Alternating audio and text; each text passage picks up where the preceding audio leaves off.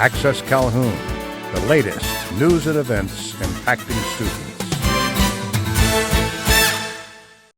Hello, I'm Jeanette Scheibe. And I'm Damian Peters. Thank you for joining us for Access Calhoun, covering the latest news and events impacting students. Calhoun students, faculty, and staff are rolling up their sleeves to save lives.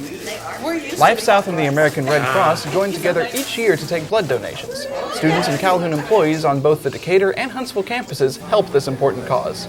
The nurse told me earlier that not only do you save one life, you save three when you give blood. And I have type O positive blood, so it's sort of important. I'm giving blood to help people who need it more than I do. I think things have picked up a little bit here today, so we're really excited about that, and we hope that we meet our goal. Organizers say they're pleased with the turnout. The blood drive is sponsored by Student Services and the Student Government Association here at Calhoun Community College. More than 38,000 blood donations are needed in the United States each day. Members of Calhoun's English Honor Society just returned from a trip to Pittsburgh, Pennsylvania. Members of Sigma Kappa Delta were treated to 5 days of panel discussions and writing workshops. Calhoun was well represented with a student and faculty panel. Students Kathleen Padilla and Amy Sailors were honored, along with faculty members Dr. Randy Cross, Jill Chadwick, and Lee Ann Ray. SKD took the trip over spring break. Also, Dr. Sheila Bird received a surprise when a national scholarship was named in her honor. Student Services recently sponsored a dating violence seminar. Warhawk reporter Alicia Ricketts has the details in this report. Krista Crabtree teaches dating violence prevention seminars to students on college campuses.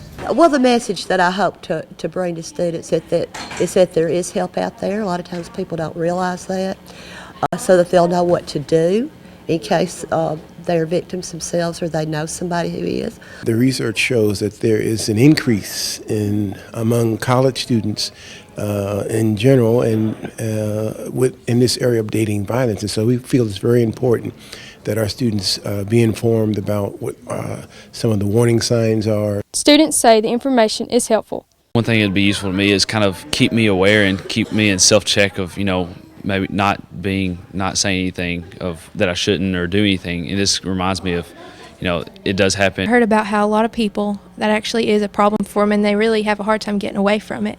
I guess I would just think people could just walk away from it easily, but I realize that's not actually so easy as it seems like it would be. Experts say today that there are ways to protect yourself against dating violence. Number 1 would be to tell someone. Don't keep it a secret. Number 2 would be to educate yourself in dating violence before you start to date. Victims of dating violence may also have low self-esteem from verbal abuse.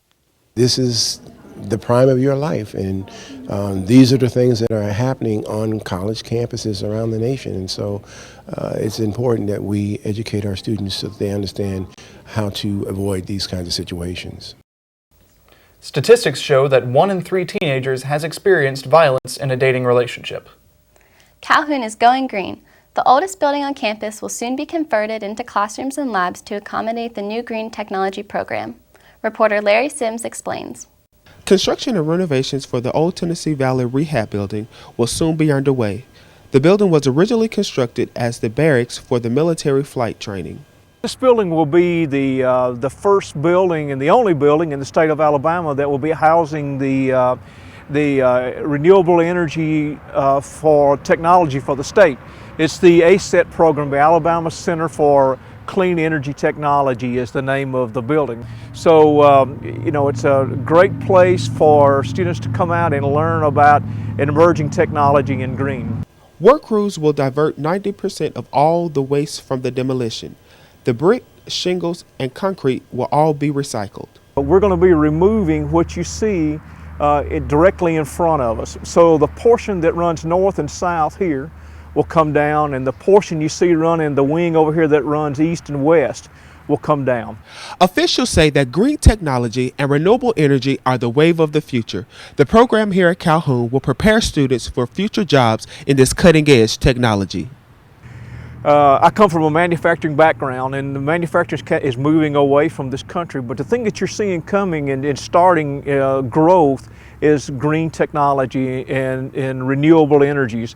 So we're very excited about it and the potential for growth and the potential for growing this business in North Alabama.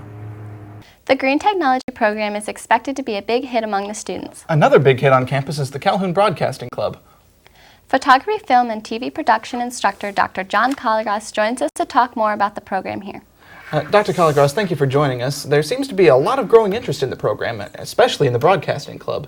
What do you think is causing all of this increased interest? Well, Damien, I think it's the integration of photography, filmmaking, and television production, all of our students coming together with one good cause. The ability to utilize the equipment that we have in our sophisticated television production facility that you're experiencing even as we speak. Right. Also the radio station that we have built. Students interested in audio production, video production, have laboratories that aren't just set up just for students, they're actually set up for production, and they use the same equipment that we use in broadcasting. Dr. Calhoun, I'm hearing that students really like the hands-on experience in the program. How important is that? Well, it's very important, Jeanette. We try to balance the academic, traditional classroom instruction with hands-on experience. As with any technical program, getting your hands on the equipment, actually operating the cameras, operating the film cameras, operating television production equipment, holding the microphones, operating the mixing board, doing special effects on editing equipment, all those kinds of things are extremely important. And it kind of balances with boring sitting in the classroom listening to an instructor talk about some aspects that are maybe not quite as much fun, getting the technical, the theoretical information as it is to actually get your hands on the equipment and operate it. Well, the program seems to be doing well. Where do you see the program about 5 years from now? Well, we hope it continues to grow. We've introduced a couple of new classes in television and radio and audio production. Television is going through an evolutionary change, not just converting from standard definition to high definition, but also from cable satellite-based to internet television, internet over or video over the internet. So we hope to stay on top of cutting-edge technology and stay with the program as it evolves. All right. Well, thank you for joining us, Dr. Calhoun, and good luck with the program. Well, thank you very much. Thanks for having me. The Calhoun baseball and softball seasons are underway. But there's also a lot of basketball action in the gym. Warhawk reporter Colton Harbin explains. Calhoun Community College has baseball and softball. But did you know about basketball? We've been doing intramurals probably for about since 2002, I guess, with the basketball. And, you know, we've ranged from 5 teams some years. This year is probably our largest group. We had 9 teams. We came in this season with a lot more teams, a lot more competition. We even tweaked our lineup a little bit. And we just got a bunch of rivalries going on. We're the team to beat. Everybody hates us. Intramural basketball brings students together for some competitive hard-court hoops. It was just amazing. Like, it's been a while since I got to play like organized basketball, so this was amazing. I thought I was going to be the only girl, but there were a few girls out here, and it was fun. I got to know all of these guys, and my team and I were pretty close. Calhoun athletic officials are hoping to see the return of collegiate basketball here on campus. They believe the students and the community would support it. Well, just because it gives people an opportunity to go to school. And, you know, we're in a competitive area as far as North Alabama in the girls' basketball and the men's basketball, even from our smaller schools. I mean, like this past season, you know, Tanner High School girls and guys won the state championship. So there's a lot of feeder schools in the area that's have been real successful. So hopefully it'll happen someday. We'd like to congratulate the winning team for 2011, Giselle and the boys. More artwork is on display in the Fine Arts Gallery here on campus. Warhawk reporter Jennifer Martin introduces us to Dan Dillon. My name is Daniel J. Dillon.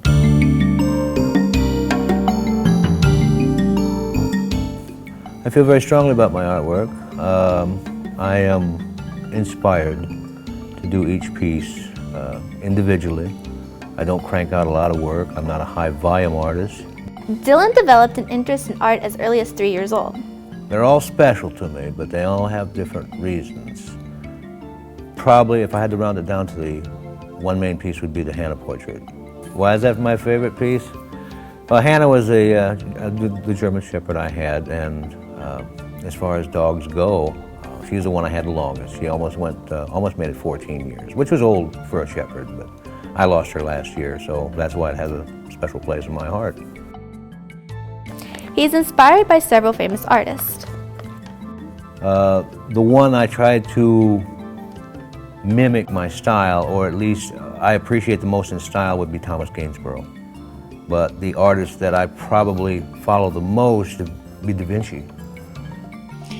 Dylan is a graduate of Calhoun Community College and Athens State University. He has 2 degrees in art and 2 degrees in computer graphics, and he has won several awards.